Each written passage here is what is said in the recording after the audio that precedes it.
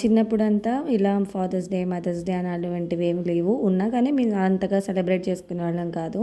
కానీ దాని వాల్యూ మా డ్యాడీ లేకపోయిన తర్వాత తెలిసిందనమాట. నాకు తెలిసి మా డ్యాడీ ఉన్నంత వరకు ఎప్పుడు ఫాదర్స్ డే విషెస్ చేయలేదు.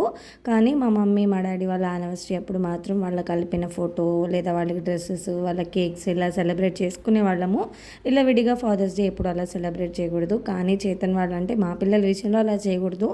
ఏమైంది, చిన్న చిన్నగా సెలబ్రేట్ చేసుకుంటే తప్పేం లేదు. పెద్ద ఆర్భాటాలకు పోకూడదు. కానీ ఇంత ఒక స్పెషల్ ఒకేషన్ అనేది ఇవ్వాలి. నాకు తెలిసి మా డాడీ నాకు ఎంత స్పెషలో మా పిల్లలకి మా హస్బెండ్ కూడా అంతే స్పెషల్ అనమాట.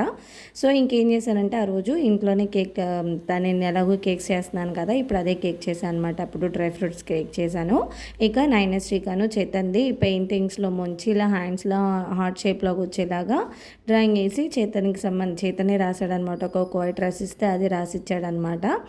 అదే అనమాట ఈ సంవత్సరానికి గిఫ్ట్. అయితే లాస్ట్ ఇయర్ కూడా నేను యూట్యూబ్లో కూడా షేర్ చేశాను. లాస్ట్ ఇయర్ ఫాదర్స్ డేకి నైనశ్రీ ఉంది, ఇది సెకండ్ ఇయర్ అనమాట.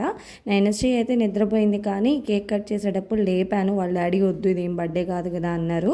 కానీ ఫాదర్స్ డే అంటే ఇద్దరికి ఫాదరే కదా అని చెప్పి నేను లేపాను, కానీ అసలు లెగవలేదు. సరే అని ఇంకెలా సైలెంట్గా కూర్చోబెట్టి కేక్ అయితే కట్ చేసాము.